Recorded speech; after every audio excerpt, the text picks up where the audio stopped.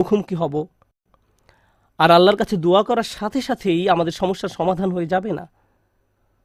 দোয়ার বাস্তবতা বোঝার চেষ্টা করুন। দোয়ার উদ্দেশ্য কি? আমরা প্রায়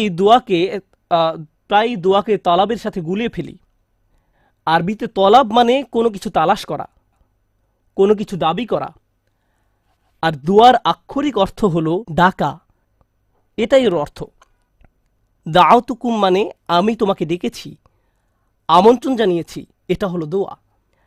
আমরা যখন আল্লাহর কাছে দোয়া করি, মাঝে মাঝে আমরা ওই দোয়ার মাধ্যমে আল্লাহর কাছে দাবি জানাচ্ছি, এটা সত্য, আমরা অনুরোধ জানাচ্ছি। কিন্তু আমাদেরকে এই ব্যাপারটা ভুলে গেলে চলবে না যে দিন শেষে আমাদের সব অনুরোধ সেগুলো হলো আল্লাহর একজন বিনম্র দাস আল্লাহর দিকে ফিরে নিজের সমস্যার সমাধান ভিক্ষা চাচ্ছে। কি সেগুলো? আপনার সমস্যার সমাধান হওয়ার চেয়েও আপনি যে আল্লাহর সাথে যোগাযোগ করছেন, এটাই এখানে সবচেয়ে মূল্যবান বিষয়। এটাই দিন শেষে মূল লক্ষ্য। আপনি যে আল্লাহর সাথে কথাবার্তায় যুক্ত হয়েছেন, এটাই দিন শেষে মূল লক্ষ্য।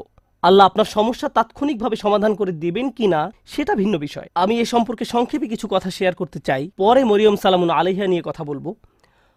কখনো কখনো আপনি এমন কিছু সমস্যার মুখোমুখি হন যে মনের মাঝে প্রশ্ন আসে, আমাকে কেন এই সমস্যার মোকাবেলা করতে হবে? আপনাদেরকে একটা কথা জিজ্ঞেস করি। ইউসুফ আলাইসাল্লাম তো ৮-৯ বছরের এক বালক ছিলেন মাত্র। শিশু মানেই তো নিষ্পাপ। একজন শিশু এমন কি করতে পারে যার জন্য সে কিডন্যাপ হতে পারে? একজন শিশু এমন কি অন্যায় করতে পারে যার কারণে সে কুয়ার মধ্যে নিক্ষিপ্ত হবে? একজন শিশু কি করতে পারে যার কারণে সে দাস হিসেবে বিকৃত হবে ভিন্ন একটি দেশে? আর তিনি প্রাপ্তবয়স্ক হওয়ার পর কি অন্যায় করেছেন যার কারণে তাকে কারাগারে নিক্ষিপ্ত হতে হবে মিথ্যা একটা অভিযোগে? তিনি তো নিজের অন্যায়ের কারণে জেল খাটেননি, তিনি নির্দোষ ছিলেন, আর তাকে এতগুলো বছর জেলে কাটাতে হয়। তাকে জীবনে এমন সব পরিস্থিতির ভেতর দিয়ে যেতে হয়, অন্য কারো এমন হলে বলতো, ভাই জীবন অন্যায্য, কি বা করার আছে, জীবন অন্যায্য। কিন্তু একজন বিশ্বাসীর ক্ষেত্রে কি হয়? সে শুধু বলে না যে জীবন অন্যায্য, সে বলে আল্লাহ অন্যায্য। নাউজুবিল্লাহ। আর আল্লাহ সূরা ইউসুফে বলছেন, আল্লাহু গালিবুন আলা আমরিহি, আল্লাহ তার সকল কাজের তত্ত্বাবধান করছিলেন।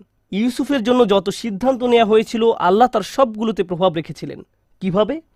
কখনো কখনো আমি আপনি এমন কিছু সমস্যার মুখোমুখি হব, আল্লাহ জানেন ভালো কিছু সামনে আছে। কখনো কখনো ভালো যা কিছু আসছে তা আপনার নিজের জন্য, আবার কখনো বা অন্য কারোর জন্য, কখনো কখনো আপনি জীবিত থাকতেই এর উপকার পাবেন, আর কখনো কখনো এই উপকার আসবে আপনি আল্লাহর কাছে ফিরে যাওয়ার পর।